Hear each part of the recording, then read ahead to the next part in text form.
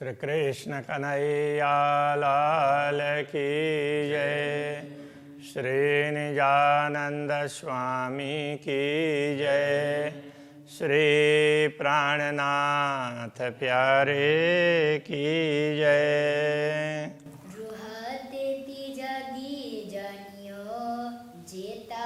दिल में चुभे हक अंग, जो अंग हृदय न आइया, रूह के तेती फरामोशी संग। रूह के तेती फरामोशी संग। श्री कृष्ण कन्हैया लाल की जय। पूर्ण ब्रह्म परमात्मा का स्वरूप हृदय में अंकित करने की बात कह रहे हैं। जैसे वो अंकित होता है तो उसके अनुसार आत्मा जागृत होती है। तो ये बता तो रहे हैं पूर्ण ब्रह्म परमात्मा के अंगों को, उनका अंग ऐसे हैं, ये है, फिर उनको अपने हृदय में अंकित करके देखो। तो ये अभी तक वर्णन करके बताया पहले अंगों का, अभी तुम स्वयं देखो जागृत हो करके, तो इससे तुम्हारी परात्मा जागृत होगी। तो वो समझा रहे हैं। ताथे जोरू आरस आजिम की, सो क्यों न करे उपाय। यदि इस प्रकार से जागृति होती हो तो फिर परमधाम की आत्मा प्रयत्न क्यों नहीं करेगी। लेह का स्वरूप हृदय में ने, और देवे सब उड़ाए। पूर्ण ब्रह्म परमात्मा के स्वरूप को हृदय में रख करके बाकी सब चीज को उड़ा देती है। कहने का तात्पर्य दूसरे तरफ कहीं भी मन नहीं लगाएगी, अंतःकरण की वृत्तियां इधर उधर नहीं भटकेगी, पूर्ण ब्रह्म परमात्मा के चरणों में लगाएगी और उनके स्वरूप को ही हृदय में अंकित करके उसी में मस्त रहेगी। इश्क बिना रूह के दिल चुभे ना सूरत का। प्रेम के बिना पूर्ण ब्रह्म परमात्मा का स्वरूप हृदय में अंकित नहीं होता है। मेहर जोश निश्वते हक चुभे, हक हुकुम चुभे मुतलक। पूर्ण ब्रह्म परमात्मा का स्वरूप हृदय में अंकित हो, उसके लिए कृपा, जोश, संबंध, इन सब की आवश्यकता है। इन सब से भी विशेष क्या है, हक हुकुम चुभे मुतलक। पूर्ण ब्रह्म परमात्मा चाहते हो, उनका आदेश होता है तो वो अवश्य ही उनका स्वरूप हृदय में अंकित होगा। उनके चाहे बिना संभव नहीं है। मोहे दिल में हुकुम यूं कया, जो दिल में आवे हक मुख। तो पूर्ण ब्रह्म परमात्मा के आदेश से मुझे भी ये समझ में आई कि यदि मेरे हृदय में पूर्ण ब्रह्म परमात्मा का मुखमंडल अंकित हो जाता हो तो खड़ा होए मुख रूह का हकसों होए सन्मुख।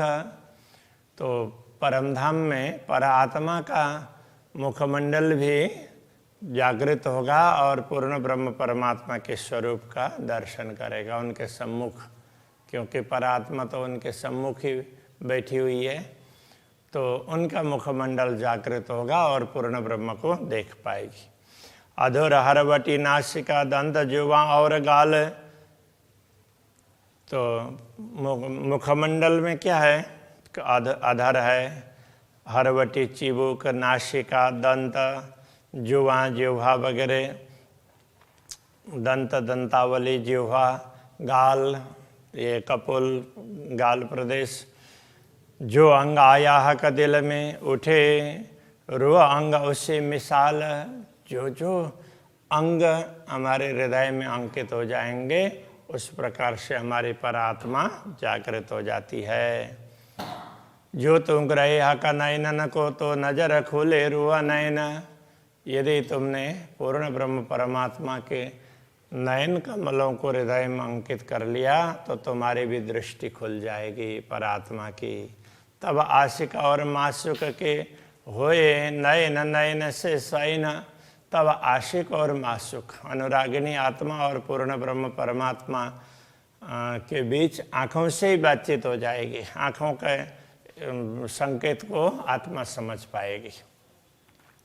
जो हक निलाट आवे दिल में और दिल में आवे श्रवण, जो पूर्ण ब्रह्म परमात्मा का ललाट प्रदेश हृदय में अंकित होगा, इसके साथ साथ में श्रवण भी अंकित हो जाएंगे तो पूरा मुखमंडल अंकित हो जाएगा। दो अंग खड़े होए रूह के, जो होवे रूह मोमिन, जो परमधाम की आत्मा होगी परात्मा, उसके तो वो दोनों ही अंग, ललाट भी और श्रवण भी, वो दोनों ही जागृत हो जाएंगे। तो पूर्ण ब्रह्म परमात्मा के मुखमंडल को पूर्ण रूप से आत्मा दर्शन कर पाएगी। भौं भ्रुकुटी पल नासिका सुंदर तिलक हमेश, तो भौं है तो भ्रुकुटी है, पल पलक नासिका, सुंदर तिलक हमेशा, तो हमेशा सुंदर तिलक दिखाई देता है वो तिलक मुखमंडल में, तो ये सारी चीज़ें आती है। गौर शोभा मुख चौक की, मुखमंडल की शोभा बड़ी गौर है। क्यों कहूँ ज्योत नूर केश, तो नूर केश भी कैसे हैं, बड़े प्रकाश बिखरने वाले हैं। तो इस तरह से पूरे मुखमंडल में केश के भी दर्शन होंगे, श्रवण के भी होंगे, ललाट के भी, ललाट में तिलक है, आँख हैं, और पूरा पूरा नाक मुख वगैरह, ये सारा मुखमंडल उसका दर्शन करते हैं। तो इस तरह से ये सब हृदय में अंकित हो जाएंगे। तो इस तरह से परात्मा का मुखमंडल भी जागृत होगा।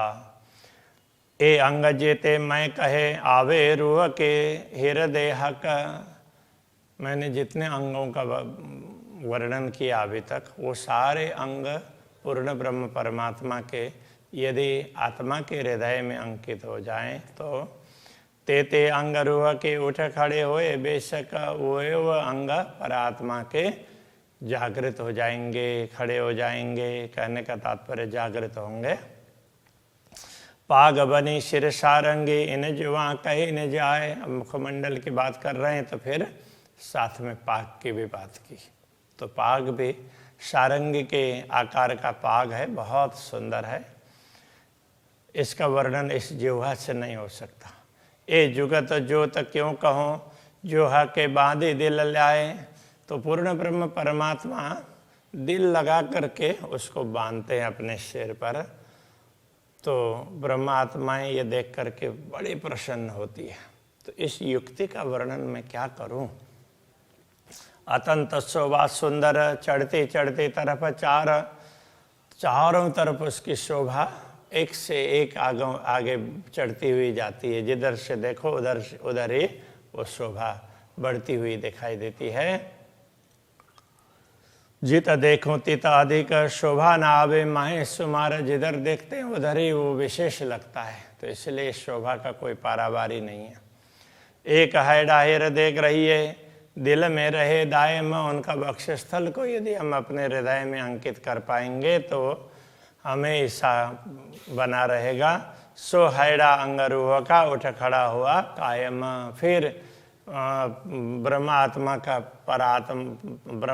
के परात्मा का वक्षस्थल भी जागृत हो जाएगा। जो हक अंग दिल में नहीं, सो अंग रूह का फरामोश।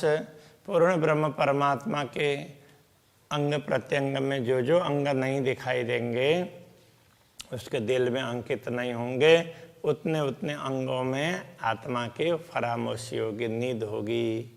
तो ये समझना चाहिए। जब हक अंग आया दिल में, सो रूह अंग आया माहे होश। जैसे ही पूर्ण ब्रह्म परमात्मा के अंग हृदय में अंकित हो जाते हैं तो फिर परात्मा के वे अंग होश में आ जाते हैं और काम करने लग जाते हैं।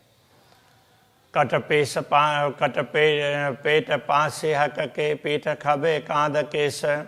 कटी प्रदेश पेट, पसलियाँ, और इसी तरह से पीठ है, पृष्ठभाग है, खब्बा है, स्कंद प्रदेश। तो वो पूरा स्कंद प्रदेश, और तो ये खब्बा और कांध में से दोनों कहने से पूरा आ गया स्कंद प्रदेश। तो और वो केस के साथ में, तो क्योंकि केस यहाँ तक लटके हुए और बड़े घुंघरे वाले बड़े सुंदर होते हैं पूर्ण ब्रह्म परमात्मा के। ये दिल में जब दृढ़ हुए तब रो आया देखो आवेश। जैसे ही ये अंग हृदय में दृढ़ हो जाते हैं तो मनो परात्मा जागृत होकर के ना, तो उसको तो एक प्रकार से जोश ही आ जाता है कि अरे अभी तक हम कहाँ भूल गए थे, ऐसा उनको ख्याल आने लग जाएगा। बाजू मच्छे कोनियाँ कांडे कलाइयाँ हाथ। तो अब बाजू के देखेंगे तो दोनों तरफ के बाजू हैं, और यहाँ ये भाग है स्कंद से, ये यहाँ का भाग है वो मच्छा है, फिर ये कोनी है, और कांडा कलाई है, कलाई है, और ये भाग है कांड, और ये मणिबंध तो हाथ का, तो ये पूरा भाग हो गया। हक के अंग हृदय आए तब रूह खड़ी हुई एक हक साथ। जब ये अंग भी ये भी दिखने लग जाएंगे तब आत्मा अवश्य वो खड़ी हो जाएगी एक साथ में। पहुँचे हथेली अंगूरी नख लीके रंग सलूक। तो अब हस्तकम उसके पूरा, एक बाजू की बात कर रहे हैं तो पूरा यहाँ हस्तकमल में पहुँचे, तो ये पहुँचा है, ये हथेली है, और अंगूरी नख लीके रंग सलूक, और ये हस्तरेखाएँ, तो इनमें जो सुंदरता दिखाई देती है। हक अंग मिहि हृदय बैठे। पूर्ण ब्रह्म परमात्मा के अंग प्रत्यंग ये सूक्ष्म रूप से भी तो हृदय में बैठ जाते हैं, मतलब इनको बारीकी से, बड़ी सूक्ष्मता से तो एक एक अंग को आत्मा याद कर लेती है। अब निमख न होए रूह चूक। अब एक क्षण के लिए भी आत्मा जागृत होने में चूकेगी नहीं, वो जागृत हो ही जाएगी। नख अंगूठे अंगुरियाँ नीके ग्रही हक कदम। जैसे हस्त कमल की बात की, ऐसे चरण कमल की बात करते हैं तो उसके भी नख अंगूठे अंगुलियाँ और पूरे चरण कमल को ग्रहण करते हैं हृदय में। तो सोई नख अंगुरियाँ पाँव रूहों के खड़े हो तमाए दम। तो वो अंग तो फिर आत्मा के जागृत हो जाएंगे, तो फिर आत्मा खड़ी भी हो सकेगी। माए दम का तात्पर्य उसी क्षण, तो सांस लेने से भी पहले, दम तो सांस के लिए बोलते हैं, तो यहाँ उसी क्षण तत्काल जब हक चरण दिल दृढ़ धरे तब रूह खड़ी हुई जान। जब पूर्ण ब्रह्म परमात्मा के चरण कमल हृदय में अंकित होंगे तो आत्मा खड़ी हो जाएगी, फिर चल भी पाएगी। हक अंग सब हृदय आए तब रूह जागे अंग परवान। तो इस प्रकार तो पूर्ण ब्रह्म परमात्मा के अंग जैसे हृदय में अंकित हो जाएंगे तो निश्चित रूप से परवान है, वो प्रमाण के रूप में भी होता है, तो ये निश्चित रूप से वो आत्मा जागृत हो जाएगी। मोहरी चूड़ी इजार की और नेफा इजार बंद। तो मोहरी है चूड़ी इजार की। अब ये इजार का तात्पर्य पायजामा, तो उसका भाग है, तो उसकी मोहरी है। तो मोहरी का तात्पर्य पायजामा का नीचे का भाग है। तो अब वो चरण कमल की बात कर रहे हैं ना, तो उसमें फिर वो भी देखेगा ना, तो उसमें चूड़ीदार है, तो उसका मोहरा मतलब तो जैसे ये किनारे का भाग है, तो मुंह का भाग है, तो वो चूड़ीदार है। तो और नेफा इजार बंद, तो और इजार बंद, तो उसमें नेफा है, ये सब हरे रंग बूटी कई नकस। तो उसमें वो जैसे ये इजार है तो पायजामा है वो केसरिया रंग का है, और उसमें फिर ऊपर जो नेफा है तो वो हरे रंग का। तो उसमें भी अलग अलग प्रकार की बूटियाँ वगैरह हैं, और उसमें फिर वो इजार बंद है, उसमें भी अलग अलग प्रकार के रंग हैं। तो कई नक्काशी किए हुए हों, इस प्रकार से चित्रित हैं। हके शोभित भली सनंद। तो ये सब पूर्ण ब्रह्म परमात्मा के अंग में बड़ा ही शोभित है, सुशोभित होता है। क्यों कहूँ जुगत जामे की। अब उसके ऊपर जामा है तो उसकी युक्ति पूर्व कैसे बताएं, तो वो जामा है वो सफ़ेद रंग का है।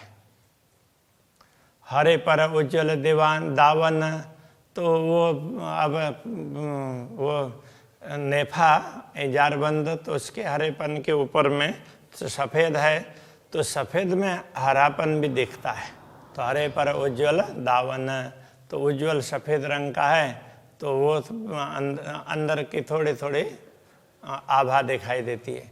निपट शोभित मिही बेलियाँ, उसमें भी बड़ी सूक्ष्म रूप से बनी हुई लताएं वगैरह ऐसी चित्रित हैं, वो भी बड़ी सुंदर हैं। झाई उठता अति रोशन, न तो उसका उससे आभा निकलती है, बहुत सुंदर और बहुत प्रकाश वाली निकलती है। एक श्वेत रंग जामा कया, तो एक श्वेत रंग का जामा ऐसा कहा। माए जवेर जुगत कई रंग, उसमें अलग अलग प्रकार के रंग के रत्न जड़े हुए मिलेंगे। इन जुआ रोशनी क्यों कहूँ, जो झलकता रस के नंग, तो उनमें से जो प्रकाश निकलता है उसका वर्णन क्या करें। तो ये तो परमधाम के रत्न है ना, उनकी चमक तो दुनिया से अलग विशिष्ट प्रकार की होगी। दुनिया में तो प्रकाश से उनको देखना पड़ता है, उससे चमकते हैं, और परमधाम के ये रत्न हैं स्वतः चमकते हैं। बीच पटुका कश्या कमर में, तो अब कमर में बीच में पटुका बांधा हुआ है। रंग कई विध छेड़े किनारा, तो उसके किनार में कई प्रकार के रंग के रत्न वगैरह जड़े हुए हैं। बेली नकश फूल केते कहूँ, तो उसमें विभिन्न प्रकार की लताएं अंकित हैं, फूल हैं, ऐसे पत्ते वगैरह, तो कितने उसका वर्णन करें। अवकाश भरियो झलकार, उसमें से जो झलकार चमक निकलती है वो पूरे आकाश में छा जाती है। एक झलकार मुख कहता हूँ, माए कई सलों की सुखदाय। मैं तो एक चमक की बात बता रहा हूँ अपने मुंह से, वैसे तो उसमें इतनी सुंदरता है, माए सलों की सुखदाय, बहुत आनंदित करने वाली सुंदरता उसमें है। सो गुण गर्भित न जुआ, रंग रोशन क्यों कहे जाए। ये सारे गर्भित गुण हैं इस जिह्वा के द्वारा, उनके रंग है, उनका प्रकाश है, उन प्रकाश की तरंगे, उन सब का वर्णन ही नहीं हो सकता है। तो ये तो ऊपर ऊपर से प्रकाश बता दिया। जामा जुड़ बैठा अंग पर, कोई अचरज खूबी लेत। तो ये जामा किस प्रकार से है कि मानो शरीर के अंग का, शरीर का एक भाग हो अंग की तरह से, तो ऐसे जुड़ करके बैठा हुआ है। कोई अचरज खूबी ले, तो उसकी विशेषता भी आश्चर्यजनक है। शोभा शलु की सुख क्यों कहूँ, और गौर पर जामा श्वेत, गौर अंग गौर पर जामा श्वेत। शोभा शलु की सुख क्यों कहूँ, सुंदर शोभा की बात क्या करें। तो ये गौर अंग पर और वो श्वेत रंग का जामा और ज़्यादा सुशोभित हो रहा है। बगलों नकश के बड़े, कंठ बेली दो गिरवान। बगलों में दोनों तरफ ना, ये बाजू में तो केवड़े का केतकी फूल की तरह से उसके बड़े वैसे उसका फूल चित्रित है। कंठ बेली दो गिरवान, तो यहाँ पर ना ये वो जामा है, कैसे है कि इस तरह से वो ऊपर नीचे होता है, इधर से और इधर से आता है ना, तो यहाँ बांधते हैं, इधर बांधते हैं, तो यहाँ दोनों ओर से ऐसे आता है। तो ये कंठ में बेली दो गिरवान, गिरवान है वो भी ग्रीवा का ही है। तो ये जामे का गला, तो वो ये कंठ हो गया, और जामे का भी ये गले में किनारी है ना, तो वो दोनों तरफ से दो लताओं की भांति बड़ी सुंदर सुशोभित होती है। ए जुगत जो वाक तो कहे जो कछु होए इन मान। तो इस शोभा को, ये इतनी सुंदर शोभा है वो किनारी पर वो लताओं की, तो उसका वर्णन तभी हो सकता है इस जिह्वा से जो कछु होए इन मान। उसका यदि कोई दूसरा कोई उदाहरण दिया जा सकता हो तभी उसका वर्णन हो सकता है, उदाहरण तो दिया नहीं जा सकता। कटाव कोतकी कांद पीछे स्कंद प्रदेश के पीछे भाग में भी ना, तो वो कोतकी केतकी केवड़े का फूल है, उस तरह के चित्र चित्रित हैं। ऊपर फुंदन हारों के, और ऊपर वो हारों के फूंदने हैं, तो वो हारों के उसमें जो हार की गांठ है तो उसमें से लटकने हैं, तो झुमके झूल रहे हैं, लटक रहे हैं, तो उस तरह से। रूह जो जागृत अरस की सुख लेसी बखाइत है, जो आत्मा पर परमधाम की आत्मा यदि जागृत होगी तो उसको सारे दृश्य दिखाई देंगे और वो आनंदित होगी। बाहें चूड़ी और मोहरियाँ, चूड़ी अचरज जुगत, तो बाह में चूड़ी है, बाह में या चूड़ी है, और उसमें भी मोहरी, तो ये उसमें ये जामे की मोहरी है, किनार है।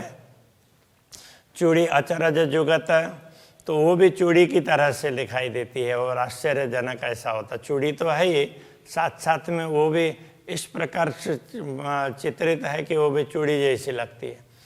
निपट मिही मोहरी से चढ़ती शोभित, और वो चूड़ी है मोहरी से भी और ज़्यादा सुशोभित होती है। आए वस्त्र हृदय हक के, रुआ अपने पहने बनाए, जैसे पूर्ण ब्रह्म परमात्मा के अंगों के वस्त्र वगैरह ब्रह्मात्मा के हृदय में अंकित हो जाते हैं, तो ब्रह्मात्मा के वस्त्र, उनको लगता है कि हमने भी वस्त्र पहने हुए हैं, वो भी सब जागृत हो जाते हैं। तेती खड़ी रुआ होता है, जेता दिल में हक अंग आए, क्योंकि आत्मा उतनी ही खड़ी होगी, जागृत होगी, तो जितने पूर्ण ब्रह्म परमात्मा के अंग उसके हृदय में अंकित होंगे, तो जैसे जैसे उनके वस्त्र आभूषण भी दिखने लगेंगे तो वस्त्र आभूषण भी पहने हैं ऐसा लगेगा। बाकी पहने तो हैं किंतु सब भूले हुए हैं, तो अभी ये याद करने की बात बता रहे हैं। 5 अनंग माए कलंगी, अब सिर में पाग है और कलगी है, तो उसमें भी 5 अलग अलग प्रकार के रत्न हैं। तामे 3 नंग ऊपर, उसमें से 3 ऊपर हैं, एक मध्य, एक लगता, एक मध्य है, और एक कलगी से लगता है। 5 रंग ज्योत बराबर, तो कलगी में ये 5 रत्न के रंग हैं वो समान रूप से प्रकाशित होते हैं। ये जो कलगी सिर पर लटक रही सुखदाय, सिर पर ये कलगी है, ऐसे ऊपर से ऐसे मुड़ करके ऐसे लटकती है तो बड़ी सुंदर लगती है। जो भूषण रूह नजर भरे, तो जानो अरवा देवे उड़ाए, यदि इन सारे आभूषणों को दृष्टि में लेते हैं और हृदय में अंकित करते हैं, तो मानव आत्मा इस शरीर को छोड़ करके तो परमधाम में पहुंच जाएगी, ऐसी स्थिति होती है। 7 नंग माए दुगदुगी, सो 7 जुदे जुदे रंग, तो अब वहाँ ये कलगी के साथ में फिर पाग में ना इधर इधर दुगदुगी है, ऐसे ऐसे लटकने से हैं, तो वो अलग से, और मोतियों की लड़ियाँ वगैरह हैं, तो उसमें 7 रंग हैं। जो 7 जुदे जुदे रंग, तो 7 रत्न हैं तो अलग अलग रंग के हैं। चढ़ती ज्योत आकाश में करत माहो माहे जंग, उनसे भी प्रकाश निकलता है तो वो सीधा आकाश में पहुंच जाता है, और वो अलग अलग प्रकार के रंग एक दूसरे से द्वंद्व करते हो ऐसा लगता है। ऐसी सुंदर शोभा अक्षरातीत हमदनी के वस्त्र आभूषणों की है, तो उन सबको हृदय में अंकित करते हैं तो आत्मा जागृत होती है, ये कहना चाह रहे हैं। तो अभी यही रखते हैं। श्री कृष्ण कन्हैया लाल की जय। करत माहो माहे जंग, 7 नंग माहे दुगदुगी, 7 नंग माहे दुगदुगी, सो 7 जुदे जुदे रंग, सो 7 जुदे जुदे रंग, चढ़ती ज्योत आकाश में, चढ़ती ज्योत आकाश में, करत माहो माहे जंग।